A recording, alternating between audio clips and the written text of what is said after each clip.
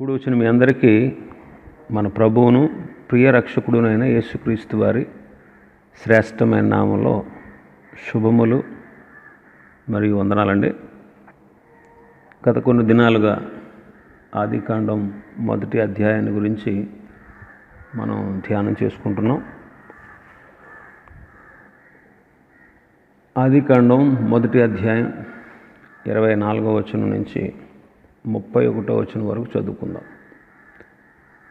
దేవుడు వాటి జాతి ప్రకారము జీవము గల వాటిని అనగా వాటి జాతి ప్రకారము పశువులను, పురుగులను, అడవి జంతువులను భూమి పుట్టించుగాకని పలికెను.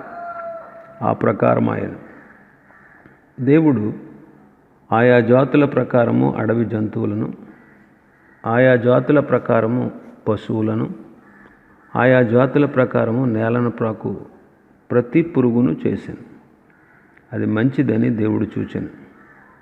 దేవుడు మన స్వరూపమందు మన పోలిక చొప్పున నరులను చేయుదము. వారు సముద్రపు చేపలను, ఆకాశ పక్షులను, పశువులను, సమస్త భూమి మీద ప్రాకు ప్రతి జంతువును ఏలుదురుగాకనియు పలికెను. దేవుడు తన స్వరూపమందు నరుని సృజించెను. దేవుని స్వరూపమందు వారిని సృజించెను. స్త్రీని గాను పురుషుని గాను వారిని సృజించెను. దేవుడు వారిని ఆశీర్వదించెను. ఎట్లనగా, మీరు ఫలించి అభివృద్ధి పొంది విస్తరించి భూమిని నిండించి దానిని లోపరుచుకొనుడి. సముద్రపు చేపలను, ఆకాశ పక్షులను, భూమి మీద ప్రాకు ప్రతి జీవిని ఏలుడని దేవుడు వారితో చెప్పాను. దేవుడు, ఇదిగో భూమి మీదనున్న విత్తనములిచ్చు ప్రతి చెట్టును, విత్తనములిచ్చు వృక్ష ఫలములు గల ప్రతి వృక్షమును మీకు ఇచ్చి ఉన్నాను. అవి మీకు ఆహారమగును. భూమి మీద నుండి జంతువులన్నిటికీ, ఆకాశ పక్షులన్నిటికీ, భూమి మీద ప్రాకు సమస్త జీవులకును పచ్చని చెట్లన్నీ ఆహారమగునని పలికెను. ఆ ప్రకారం ఆయన దేవుడు తాను చేసినది యావత్తును చూచినప్పుడు అది చాలా మంచిదిగా ఉండెను. అస్తమయమును ఉదయమును కలుగగా 6వ దినమాయెను. ఇప్పటి వరకు మన ప్రభువే ఈ సర్వాన్ని సృష్టించిన సృష్టికర్త అని మనం గ్రహించి, ఆయన ఈ రీతిగా సృష్టిని ఎప్పుడో సృష్టించాడు. అది పాడైపోయింది. పాడైపోయినటువంటి సృష్టిని ప్రభువు ఎలాగా దానిని పునరుద్ధరించారో ఆ విషయాలు ఇక్కడ ఉన్నాయి. ఒక్కొక్క దినం కొన్ని వాటిని ప్రభు సృష్టించారు. ప్రభు సృష్టించినటువంటి ఆ దినాల్లో మనం కొన్ని ఆత్మీయ పాఠాలు నేర్చుకుంటూ, మొదటి దినాన వెలుగు సృజించారు కాబట్టి అంధకారంలో ఉన్నటువంటి మానవుడు కూడా వెలిగించబడాలని, రెండవ దినమున ఆకాశ విశాలమును చేసి క్రింద జలమును మీది జలమును వేరుపరిచినట్టు మనం కూడా ఈ లోకానికి పాపానికి వేరే దేవుని బిడ్డలుగా ప్రత్యేకమైన జీవితాన్ని జీవించాలని, మూడవ దినాన గడ్డిని విత్తనాలిచ్చు చెట్లను భూమి మీద మొలిపించినట్లు మనం కూడా చెట్ల వలె ఫలించే జీవితాన్ని కలిగి ఉండాలని, నాలుగవ దినాన జ్యోతులను చేశారు. అలాగే మనం కూడా ప్రకాశించే జీవితాన్ని కలిగి ఉండాలని, ఐదవ దినాన జలచరాలని, ఆకాశ పక్షుల్ని చేసినట్టు, అవి అభివృద్ధి చెందినట్టు చేసినట్టు మనం కూడా ప్రజ్వరిల్లే జీవితాన్ని జీవించాలని, ఆరవ దినమున మానవుణ్ణి చేశారు కాబట్టి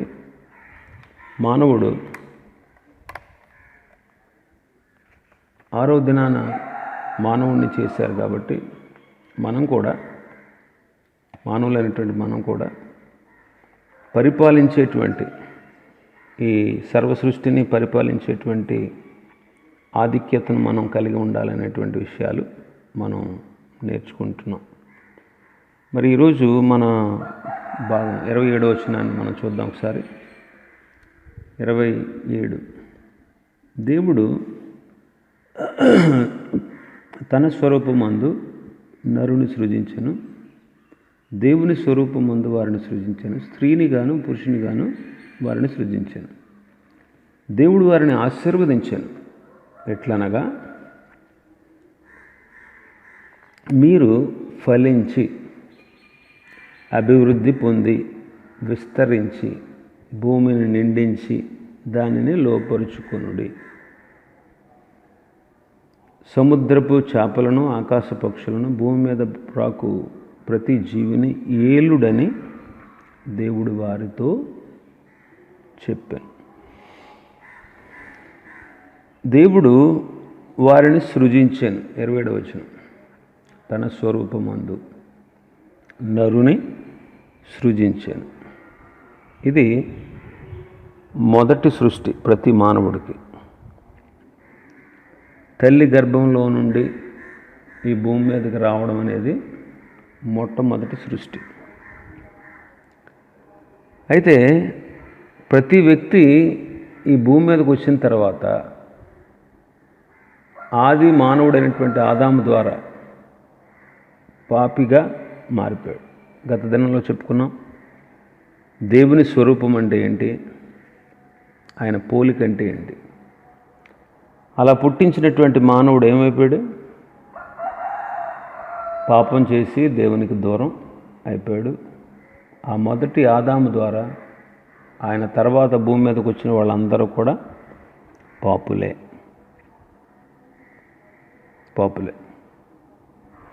అయితే ఈ పాపులైన మానవుల్ని ప్రభు విడిచిపెట్టేయకుండా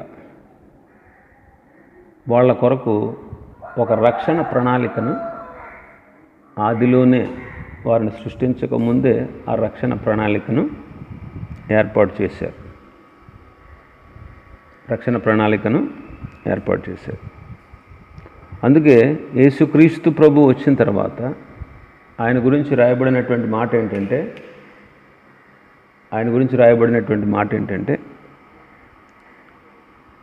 ఆయన వచ్చిన తర్వాత ఆయన బిడ్డలుగా చేయబడినటువంటి మన కొరకు రాయబడిన మాట, ఎవడైనను క్రీస్తునందున్న ఎడల వాడు నూతన సృష్టి. ఎవడైనను క్రీస్తునందున్న ఎడల వాడు నూతన సృష్టి. తల్లి గర్భంలో నుంచి వచ్చినటువంటి సృష్టితో మానవుడు పరలోకానికి చేరలేడు. యేసుక్రీస్తును అంగీకరించి నూతన సృష్టిగా చేయబడితేనే దేవుని రాజ్యంలో ప్రవేశించి ఆనందించగలడు. అలాగ నూతన సృష్టిగా చేయబడినటువంటి ఆ వ్యక్తి దేవుడిచ్చేటువంటి రక్షణ మార్గంలో ప్రవేశించి ఆనందిస్తాడు.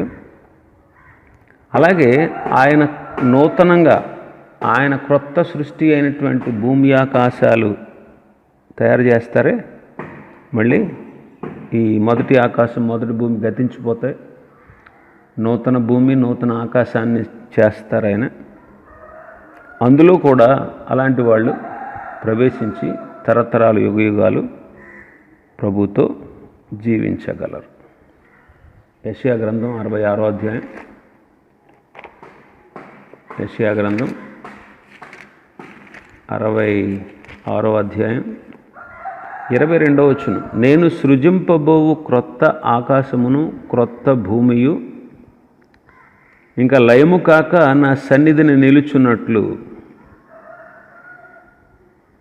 నీ సంతతియు నీ నామమును నిలిచియుండు. నేను సృజించబోవు క్రొత్త ఆకాశము క్రొత్త భూమియు లయము కాక నా సన్నిధిని నిలిచి ఉంటాయి అంటున్నాడు.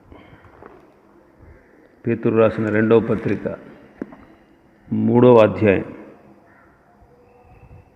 13వ వచనాన్ని చదువుతాం. అయినను మనం ఆయన వాగ్దానమును బట్టి క్రొత్త ఆకాశముల కొరకును క్రొత్త భూమి కొరకు కనిపెట్టుచున్నాము. వాటి యందు నీతి నివసించును. మనం దేని కొరకు కనిపెడుతున్నాం అంటే క్రొత్త ఆకాశముల కొరకు, క్రొత్త భూమి కొరకు కనిపెట్టుకొనుచున్నాము. వాటి యందు నీతి నివసిస్తుంది. అయితే ఇప్పుడున్న పంచభూతములు లయమైపోతాయి. 10వ వచనంలో, పేతురు రాసిన 2వ పత్రిక 3వ అధ్యాయం 10వ వచనంలో, అయితే ప్రభు దినము దొంగ వచ్చినట్లు వచ్చును. ఆ దినమున ఆకాశములు మహాధ్వనితో గతించిపోతాయి, పంచభూతములు మిక్కటమైన వేండ్రముతో లయమైపోతాయి, భూమియు దాని మీదనున్న కృత్యములను కాలిపోతాయి. ఇవన్నీ ఆకాశములు, పంచభూతములు, భూమి, ఇవన్నీ ఇట్లు లయమైపోతాయి కాబట్టి, ఇవన్నీ కరిగిపోతాయి కాబట్టి ప్రభుదినపు రాకడ కొరకు కనిపెడుతూ దాన్ని ఆశతో అపేక్షించుతూ మనం పరిశుద్ధమైన ప్రవర్తనతో, భక్తితో ఎంతో జాగ్రత్త కలిగిన వారై ఉండాలి అని దేవుని వాక్యం మనల్ని హెచ్చరిస్తూ ఉంది. కాబట్టి దేవుడు వారిని సృజించాడు. దేవుడు నరుని సృజించాడు. అలాగే మనం కూడా భూమి మీద పుట్టినటువంటి ప్రతి వ్యక్తి నూతన సృష్టిగా, యేసుక్రీస్తునందు విశ్వాసం ఉంచి నూతన సృష్టిగా మార్చబడాలి. పాత సృష్టితో అంటే మొదటి జన్మతో మనం పరలోకంలో ప్రవేశించలేం. కానీ క్రొత్తగా జన్మించబడితే, నూతన సృష్టిగా చేయబడితే మాత్రం మనం పరలోకంలో ప్రవేశిస్తాం. అంతేకాదు, రాబోయే నిత్య రాజ్యములో, రాబోయే క్రొత్త ఆకాశము, క్రొత్త భూమిలో ప్రవేశించి నీతిగా జీవిస్తూ తరతరాలు, యుగయుగాలు ఆయన సేవిస్తూ ఆయన సన్నిధిలో గడుపుతాం. ఇంకా మనం చూస్తే 27వ వచనంలో, 27వ వచనం, దేవుడు తన స్వరూపమందు సృజించెను, దేవుని స్వరూపమందు వారిని సృజించెను, స్త్రీని కానీ పురుషుని కానీ వారిని సృజించెను. 28వ వచనం మొదటి మాట, దేవుడు వారిని ఆశీర్వదించెను.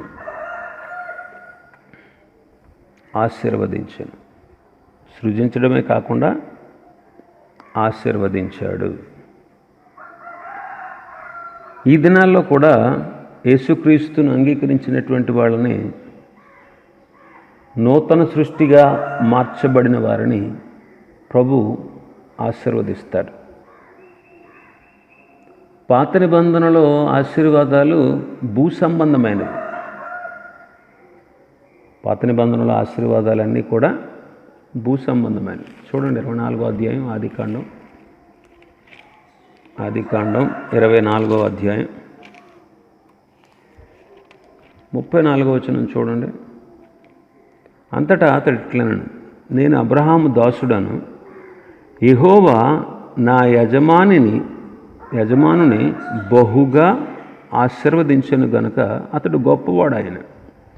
అతనికి గొర్రెలను, గొడ్లను, వెండి బంగారములను, దాసదాసీ జనమును, ఒంటెలను, గాడిదలను దయచేసెను.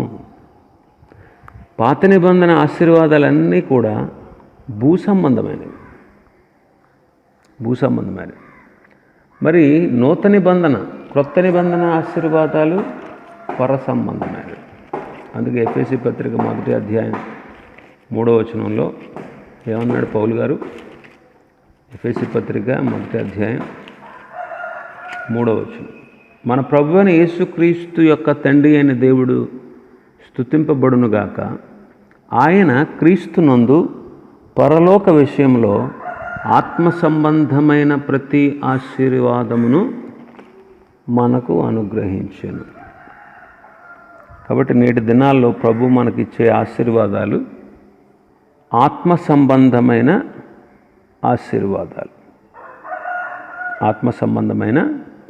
ఆశీర్వాదాలు.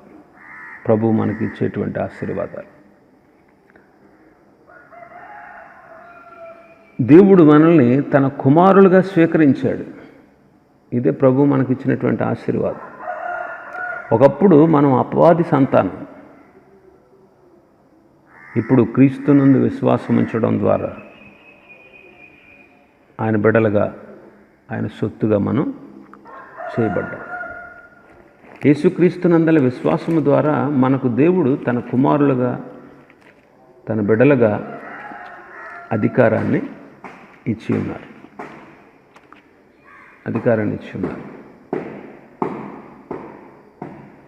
గలతీ పత్రిక 3వ అధ్యాయం 26వ వాక్యం. గలతీ పత్రిక 3:26. యేసుక్రీస్తునందు మీరందరూ విశ్వాసము వలన దేవుని కుమారులై ఉన్నారు. యేసుక్రీస్తునందు విశ్వాసం ఉంచుట వల్ల మనం దేవుని కుమారులు. ఇదే దేవుడు మనకిచ్చిన పరసంబంధమైన ఆశీర్వాదం. ఇంకా గలతీ పత్రిక 3వ అధ్యాయం 8-9 వచనాలు మనం చూస్తే, దేవుడు విశ్వాసం మూలముగా అన్యజనులను నీతిమంతులుగా తీర్చునని లేఖనము ముందుగా చూచి, నీయందు అన్యజనులందరూ ఆశీర్వదించబడుతురని అబ్రహామునకు సువార్తను ముందుగా ప్రకటించాను. కాబట్టి విశ్వాస సంబంధులే విశ్వాసము గల అబ్రహాముతో కూడా ఆశీర్వదించబడిన వారు. నీతిమంతులుగా తీర్చబడడం మొదటిది, దేవుని కుమారులు అవ్వడం, ఇది పరసంబంధమైనదే. రెండవది నీతిమంతులుగా తీర్చబడడం, ఇది కూడా పరసంబంధమైన ఆశీర్వాదమే.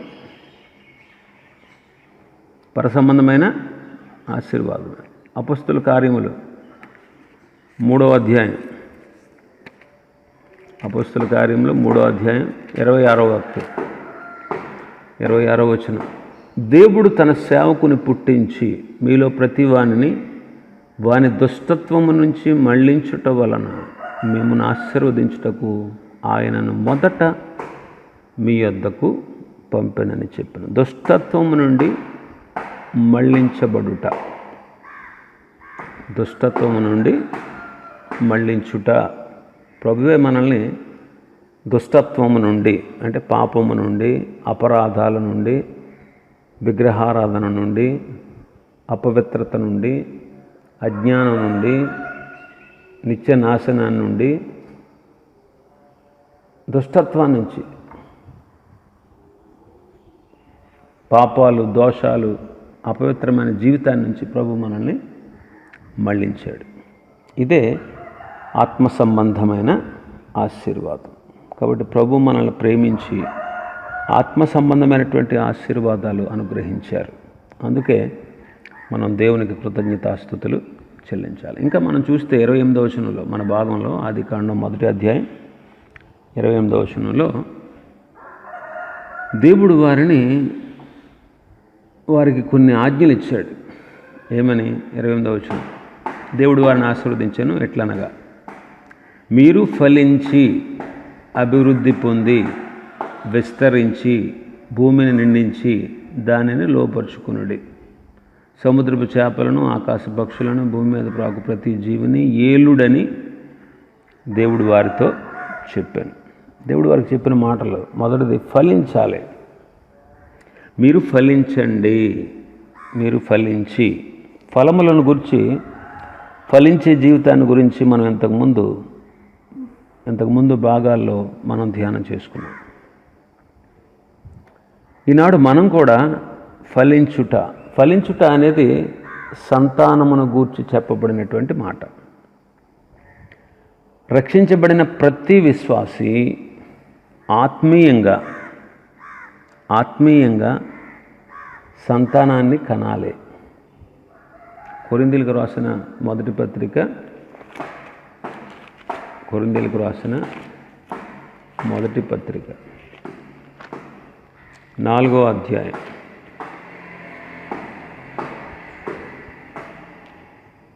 16వ వచనాన్ని చదువుకుందాం. 15-16 వచనాలు. క్రీస్తు నందు మీకు ఉపదేశకులు 10,000 మంది ఉన్నను, తండ్రులు అనేకులు లేరు.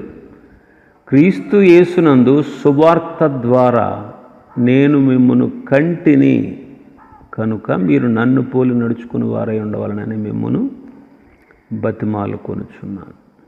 నేను మిమ్మును కంటిని, సువార్త ద్వారా నేను మిమ్మును కంటిని. క్రీస్తు యేసునందు సువార్త ద్వారా నేను మిమ్మును కంటిని.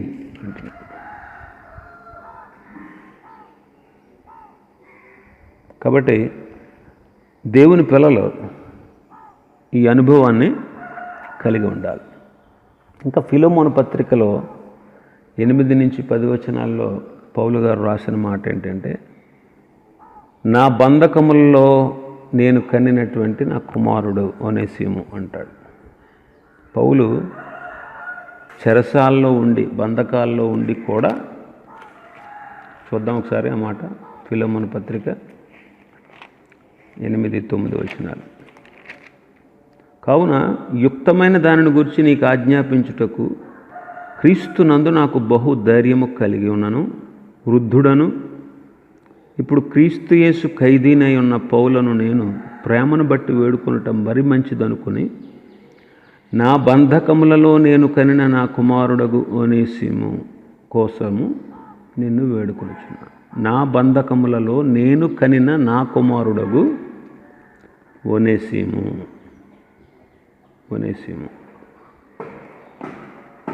ఒనేసిమును బంధకాల్లో ఉండి కూడా కన్నాడు.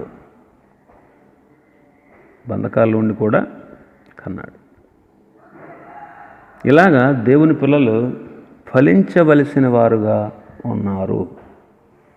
మనం ఎన్ని కష్టాల్లో, ఎన్ని బాధల్లో, ఎన్ని ఇబ్బందుల్లో ఉన్నా దేవుని కొరకు ఆత్మలను సంపాదించడం, కనడం అనేటువంటి ఆ ప్రక్రియ, ఆ పని ఆగకూడదు. కాబట్టి ఫలించడం అంటే అది. రెండవది మన భాగంలో 28వ వచనంలో అభివృద్ధి పొందండి. అభివృద్ధి పొందాలి. రక్షించబడినటువంటి మనం ఆత్మీయతలో దినదినము అభివృద్ధి పొందవలసిన వారంగా ఉన్నాం.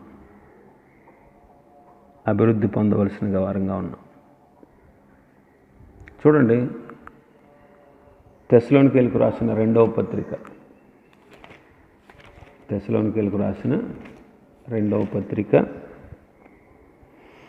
1వ అధ్యాయం 3వ వచనం.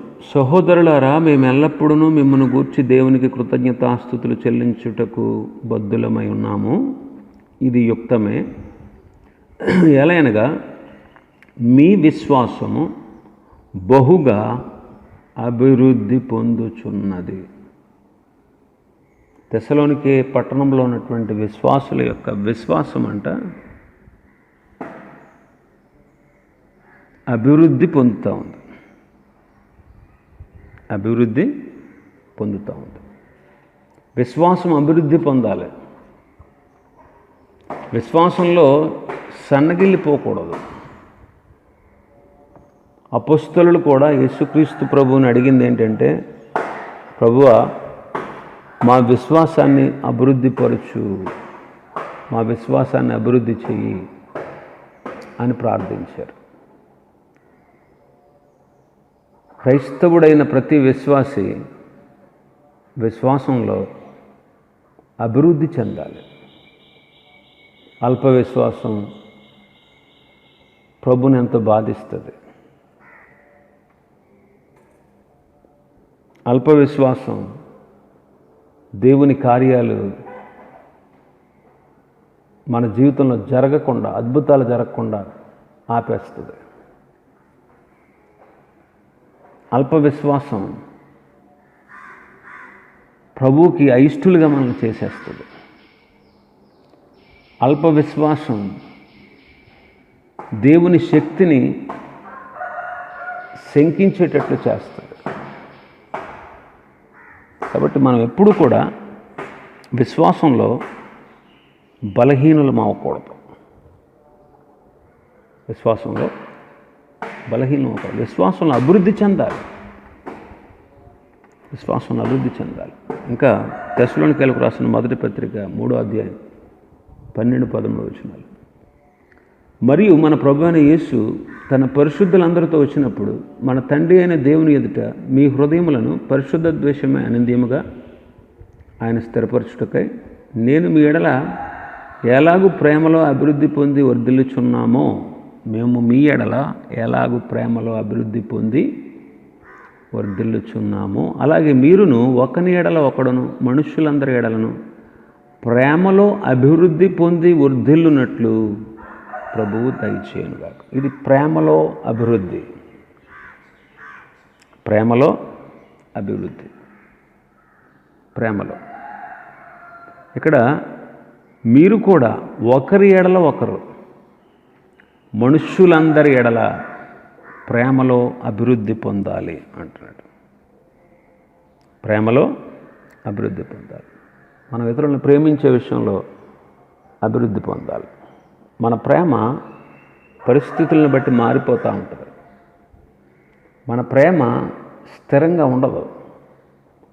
మన ప్రేమలో నిలకడ ఉండదు. మనం కనుపరిచే ప్రేమలో మనలో స్వార్థం ఉంటుంది. మన ప్రేమ అవతలి వాళ్ళ స్థితిగతుల మీద ఆధారపడి ఉంటుంది. ఎదుటి వాళ్ళు ప్రవర్తించే తీరు మీద మన ప్రేమ ఆధారపడి ఉంటుంది. అది నిజమైన ప్రేమ ఎలా అవుతుంది? ఎదుటి వాళ్ళ స్థితిగతులను బట్టి మన ప్రేమ మారిపోతే మనం నిజ క్రైస్తవులు ఎట్లా అవుతాం? కాబట్టి మనుషులందరి అందరి ఎడల మన ప్రేమను మనం విస్తరిల్ల చేయాలి, అభివృద్ధి పొందించాలి. ప్రేమలో అభివృద్ధి పొందాలి. 5వ అధ్యాయం 11వ వచనం, తెస్సలోనికీయులకు రాసిన మొదటి పత్రిక 5:11. కాబట్టి మీరిప్పుడు చేయుచున్నట్టుగానే ఒకరినొకడు ఆదరించి, మీరిప్పుడు చేయుచున్నట్టుగానే మీరు కూడా ఒకరినొకరు ఆదరించి.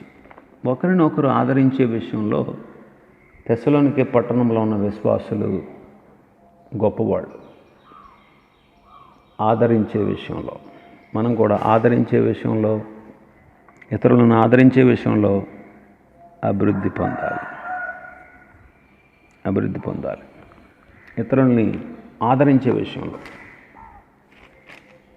అభివృద్ధి పొందాలి. ఇంకా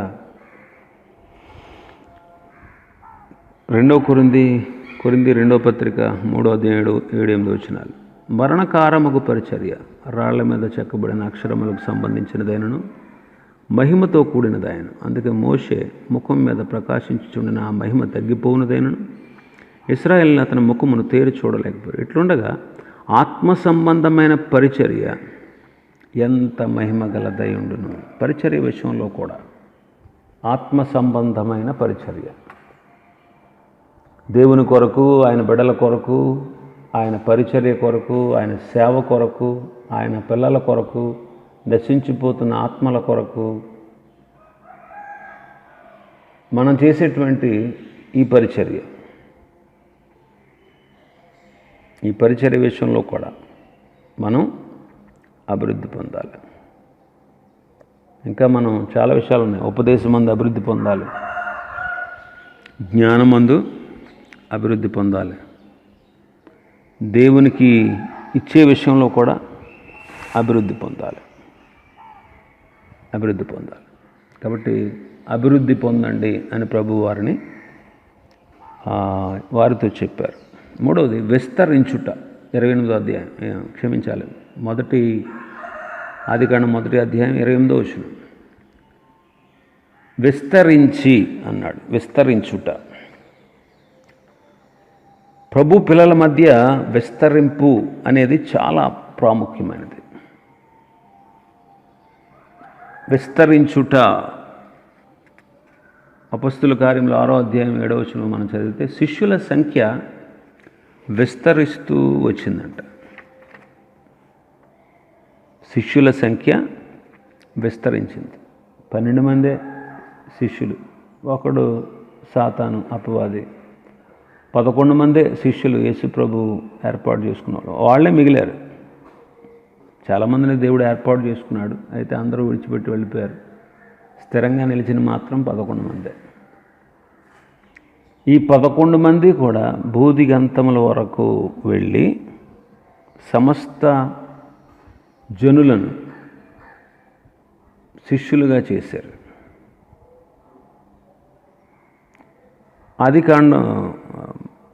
అపొస్తలుల కార్యములు 2వ అధ్యాయం 47వ వచనం ప్రకారం రక్షించబడిన వారు సంఘములో చేర్చబడుతూ ఉండగా ఆనాటి ఆది సంఘం విస్తరించబడింది. చాలా విచారంతో చెప్పాల్సినటువంటి సంగతి ఏంటంటే కొన్ని సంఘాల్లో విస్తరింపు అనేది లేదు. అంటే నూతనంగా రక్షించబడిన వాళ్ళు కనబడట్లేదు.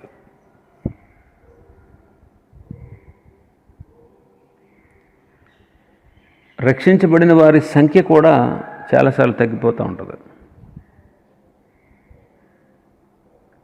గొప్ప ఉజ్జీవకరంగా దేవుని పని జరిగిన సంఘాల్లో కూడా నేడు ఆరాధన కూడా చేయలేనటువంటి పరిస్థితులు నెలకొన్నాయి. అలాంటి సంఘాల కోసం మనం విశేషంగా ప్రార్థన చేసి వారిని మనం ప్రోత్సాహపరచవలసిన వారంగా ఉన్నాం. అపొస్తలుల కార్యములు 16:4-5 వచనాలు. అపొస్తలుల కార్యములు 16వ అధ్యాయం 4-5 వచనాలు చూస్తే,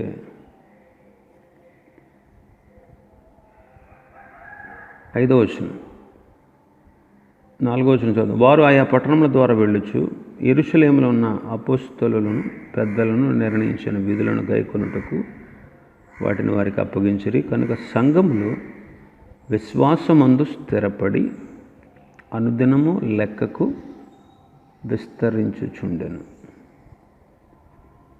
అనుదినము లెక్కకు విస్తరించుచుండెను. చాలామంది సంఘ విశ్వాసుల యొక్క ఉద్దేశం ఏంటంటే మనం రక్షించబడ్డాం. చాలామంది అనే మాట ఏంటంటే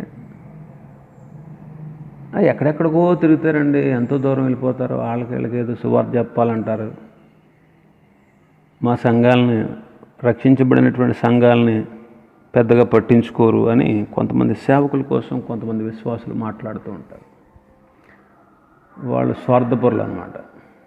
అంటే వాళ్ళకే వాక్యం చెప్పాలి, వాళ్ళకే అందించబడాలి, ఇంకెవ్వరికి వాక్యం అందించబడకూడదు. అది వాళ్ళ యొక్క ఉద్దేశం. ఆలోచన చేయండి. శక్తి వంచన లేకుండా సాధ్యమైనంత వరకు అనేకులకు దేవుని యొక్క వాక్యాన్ని, సువార్తను మనం అందించాల్సిన బాధ్యత మన మీద ఉంది. అప్పుడే సంఘాలు విస్తరిస్తాయి. ఒక విషయం గమనించండి, సంఘమంతా ఒక్కటే, సార్వత్రిక సంఘం. రక్షించబడిన యేసుక్రీస్తు నామమందు విశ్వాసం ఉంచి యేసుక్రీస్తును రక్షకుడుగా దేవుడుగా అంగీకరించిన ప్రతి విశ్వాసి కూడా సంఘ సభ్యుడే. కొంతమంది తమ సొంత పేర్ల మీద సంఘాలు ఏర్పాటు చేసుకుని వాటి శ్రేయస్సు కోసమే ఏదైనా చేస్తూ మిగిలిన వాటిని నిర్లక్ష్య పెడుతూ అవి సంఘాలే కాదు, వాళ్ళ దేవుని ప్రజలే కాదు అనేటువంటి ఉద్దేశాన్ని కలిగి ఉంటారు. స్వార్థంతో పనిచేస్తూ ఉంటారు. ఏదైనా ఒకటేనండి సంఘం అంటే, ఏదైనా ఒకటే. మనం బాగా గమనించాల్సిన విషయం ఏంటంటే మనం వెళుతున్నటువంటి సంఘం శ్రేయస్సు కోరాలి, అలాగే మన చుట్టుపక్కల ఉన్నటువంటి సంఘాలు కూడా అభివృద్ధి చెందాలి అనేటువంటి ఆశ, ఆలోచన, ఆశయం మనం కలిగి ఉండాలి. కాబట్టి సంఘం విస్తరించాలండి. అనేక మంది విశ్వాసులుగా మార్చబడాలి.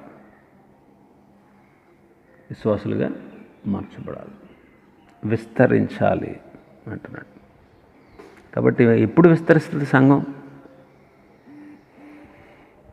మనం వెళ్ళి సువార్తను ప్రకటించుట ద్వారా నేడున్నటువంటి సంఘం విస్తరిస్తుంది.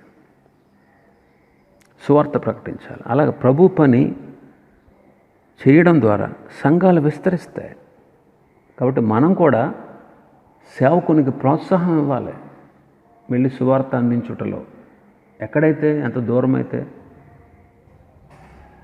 మనం వెళ్ళి సువార్త అందించి సంఘాన్ని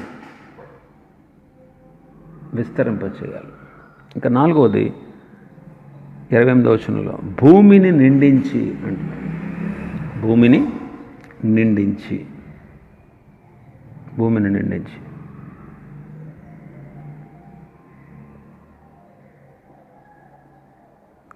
విశ్వాసులతో సంఘం నిండిపోవాలి,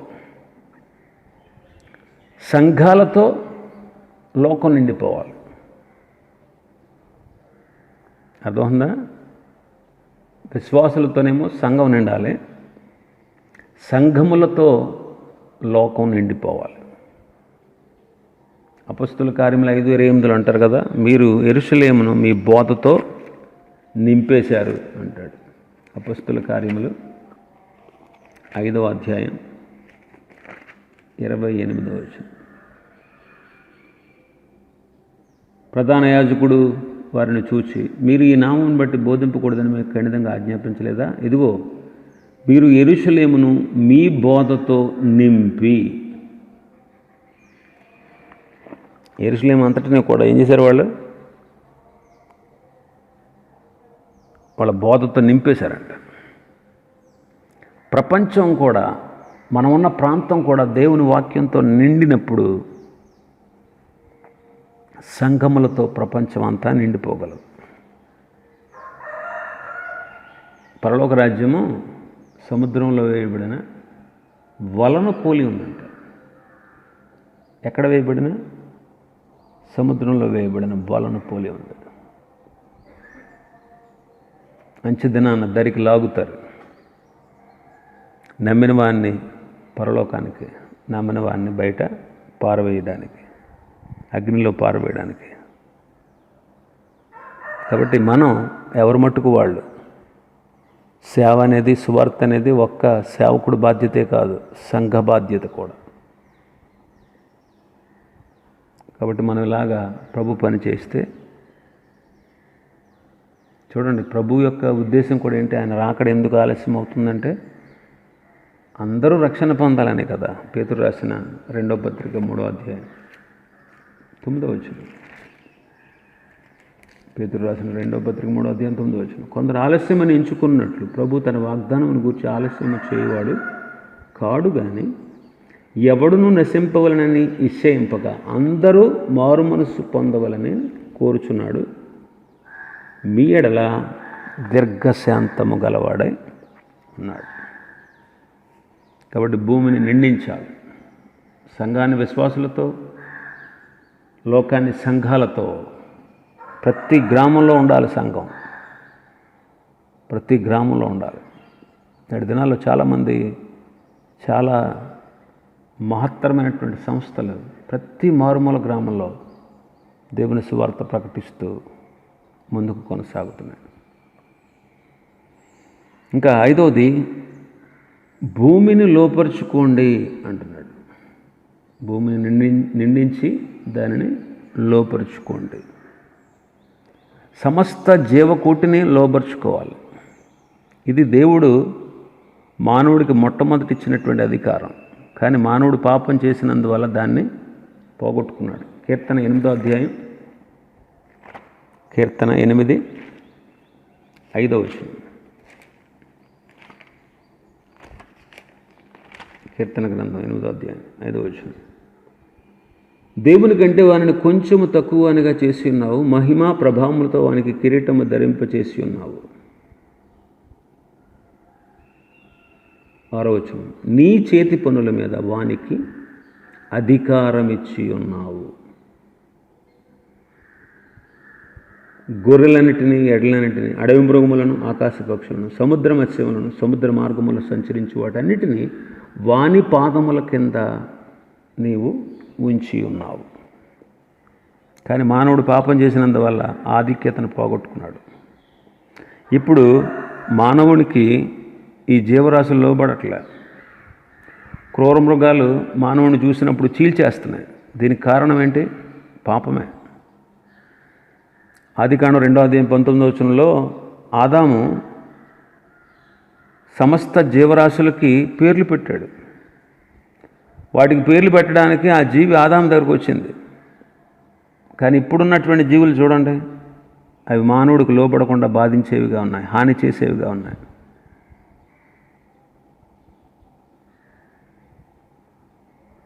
అయితే యేసుక్రీస్తు పరిపాలనలో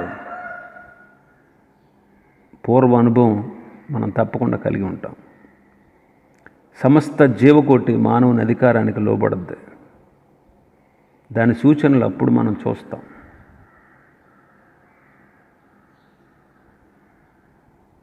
వెయ్యేండ్ల పరిపాలనలో ఈ కార్యం సంపూర్ణంగా యేసుక్రీస్తు ద్వారా నెరవేర్చబడుతుంది. ఏలాలి మనం భూమిని లోపరుచుకోవాలి.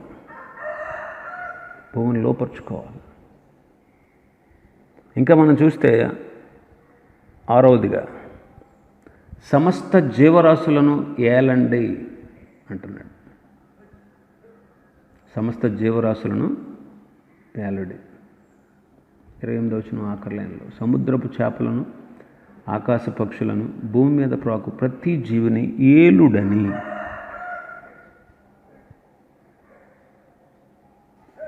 జీవరాశులు మానవుడికి లోబడుట ఎప్పటి నుంచి తొలగిపోయిందో తెలుసా? పాపం చేసినప్పటి నుంచి. ఆదాము పాపం చేయకముందు సమస్త జీవరాశులపైన, భూలోకమంతటిపైన రాజుగా ఉన్నాడు. ఆదాము దేవుని ఆజ్ఞను అతిక్రమించిన కారణం చేత ఆ ఏలడం అనే దాన్ని పోగొట్టుకున్నాడు. ఇప్పుడు లోకాధికారి ఎవరో తెలుసా? సాతాను. యోహాను సువార్త 14:30 వచనం ప్రకారం ఇప్పుడు లోకాధికారి సాతాను. వాడు ఈ యుగ సంబంధమైన దేవత అని వాడి గురించి రాయబడింది. కొరింథీయులకు రాసిన 2వ పత్రిక 4వ అధ్యాయం 4వ వచనం. ఇప్పుడు వాడి అధికారం ఉంది. అది యేసుక్రీస్తు ప్రభు తిరిగి భూలోకానికి వచ్చినప్పుడు 1000 ఏండ్ల పాలనలో ఆయనతో కూడా ఆయన పిల్లలు ఏలతారు. అందుకే తిమోతి 2వ పత్రిక 2వ అధ్యాయం 12వ వచనం చూడండి. తిమోతి పత్రిక 2వ పత్రిక 2వ అధ్యాయం 12వ వచనం. సహించిన వారమైతే ఆయనతో కూడా ఏలుదుము. సహించుకుంటే ఈ శ్రమలు, కష్టాలు, బాధలు సహించిన వారమైతే ఆయనతో కూడా ఏలతాం. ఆయన పరిశుద్ధ పర్వతం మీద ఏ జీవి కూడా హాని చేయదు 1000 ఏండ్ల పాలనలో. ప్రకటన 20వ అధ్యాయం 6వ వచనంలో వాళ్ళు బ్రతికిన వారే 1000 ఏండ్లు క్రీస్తుతో పాటు రాజ్య పరిపాలన చేస్తారు అని అంటారు. మొదటి ఆదామునందు మనం పోగొట్టుకున్నటువంటి ఈ అధికారం, ఈ ఏలేటువంటి అధికారం యేసుక్రీస్తులో మరలా మనం అనుభవించగలం. ఇట్టి శ్రేష్టమైనటువంటి ఆ మహిమ లోకం కోసం ఈ భూలోకంలో మనం ఎదురు చూస్తూ ఉన్నాం.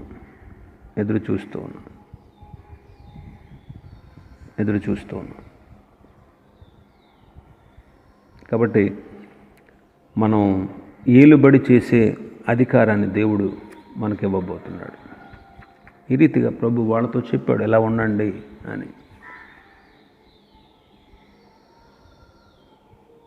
కాబట్టి మొదటి దిన సృష్టి మనకు నేర్పించే పాఠం ఏంటంటే మనం వెలిగించబడాలి. 2వ దిన సృష్టి ప్రత్యేకించబడాలి. 3వ దిన సృష్టి ఫలించాలని. 4వ దిన సృష్టి ప్రకాశించేవారుగా ఉండాలని. 5వ దిన సృష్టి ప్రజ్వరిల్లేవారుగా ఉండాలని. 6వ దిన సృష్టి పరిపాలించే జీవితాన్ని మనం జీవించాలని మనకు నేర్పిస్తూ ఉంది.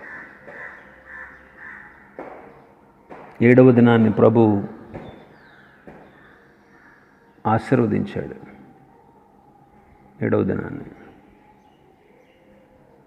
విశ్రమించాడు.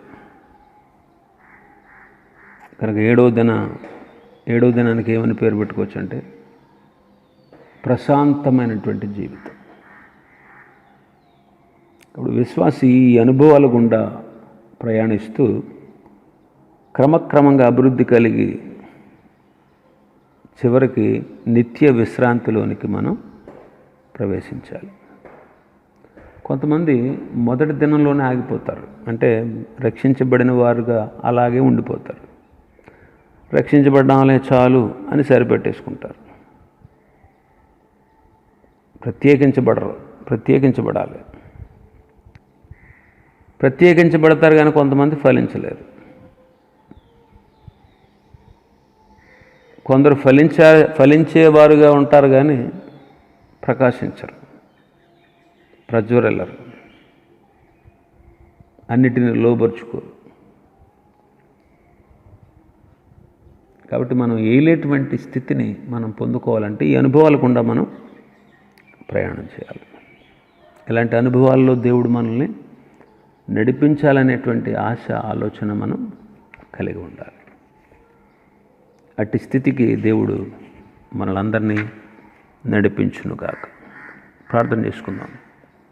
కృపాసత్య సంపూర్ణుడు అయిన మా ప్రియ పరలోకపు తండ్రి, ఘనమైన మా గొప్ప దేవ, మీ ఘననామానికి స్తుతులు, స్తోత్రాలు, వందనాలు చెల్లిస్తున్నాం స్వామి.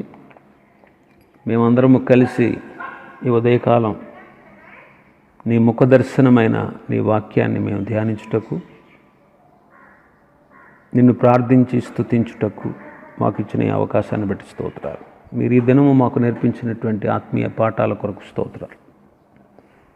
ప్రభువా, మీరు మమ్మల్ని సృష్టించారు, మరలా యేసుక్రీస్తులో నూతన సృష్టిగా చేశారు. నీ కుమారులుగా మమ్మల్ని ఆశీర్వదించి, నీ కుమారులుగా మమ్మల్ని స్వీకరించి, పరసంబంధమైన ఆశీర్వాదాలతో నింపి నీతిమంతులుగా తీర్చారు. దుష్టత్వాన్ని నుంచి మమ్మల్ని మళ్లించారు. అందుకే మీకు స్తోత్రాలు. మేము ఫలించాలని మీరు తెలియపరిచారు. అవును ప్రభువా, మేము ఫలించే అనుభవాన్ని కలిగి ఉండాలి.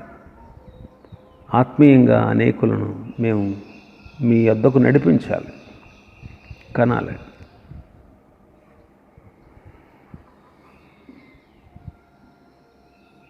మేము అభివృద్ధి పొందాలి.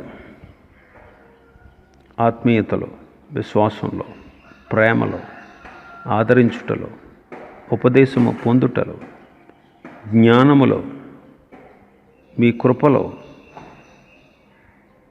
మీకు ఇచ్చేటువంటి దాతృత్వంలో మేము అభివృద్ధి పొందాలి. విస్తరించాలని సెలవిచ్చారు. అవును ప్రభు, ఆనాడు శిష్యుల సంఖ్య విస్తరించింది. నేటి దినాల్లో రక్షించబడిన వారిని, అనేకుల్ని మీ కొరకు సంపాదించాలి.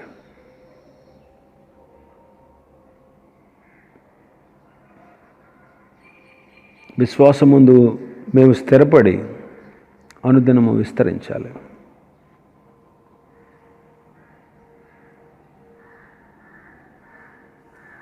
సువార్త ప్రకటించుట ద్వారా మాత్రమే ఈనాడు శిష్యుల సంఖ్యను మేము విస్తరించగలం. అవును ప్రభు, ప్రతి ఒక్కరికి సువార్త ప్రకటించే భారాన్ని ఇవ్వండి. భూమిని నిండించమని చెప్పారు. అలాగే ప్రపంచాన్ని, మా చుట్టూ ఉన్నటువంటి ప్రాంతాన్ని మీ వాక్యముతో నింపినప్పుడు, నీ వాక్యంతో నింపినప్పుడు అనేకులు పట్టబడతారు. కాబట్టి సంఘం విశ్వాసులతో నింపబడాలి. ప్రపంచం సంఘాలతో నింపబడాలి. ప్రతి గ్రామంలోనూ, ప్రతి పట్టణంలోనూ, ప్రతి వాడలోనూ, ప్రతి వీధిలోనూ, ప్రతి పేటలోనూ మీ సంఘాలు విస్తరించాలి. సుదూర ప్రాంతాల్లో, మారుమూల ప్రాంతాల్లో, రవాణా సదుపాయాలు లేని ప్రాంతాల్లో కూడా మీ సంఘాలు విస్తరించబడాలి. భూమిని నిండించాలి. ఆ రీతిగా మేము జీవించుటకు సహాయం చేయండి. భూమిని లోపరుచుకోమని చెప్పారు. సమస్త జీవకోటిని మేము లోపరుచుకోవాలి. అయితే పాపం వల్ల మాకున్న అధికారాన్ని కోల్పోయాం. ఇప్పుడు ఈ జీవులు మాకు లోబడకుండా మమ్మల్ని బాధించేవిగా ఉన్నాయి. అయితే 1000 ఏండ్ల పాలనలో మీరు దాన్ని నెరవేర్చబోతూ ఉన్నారు. అందుకే మీకు స్తోత్రాలు.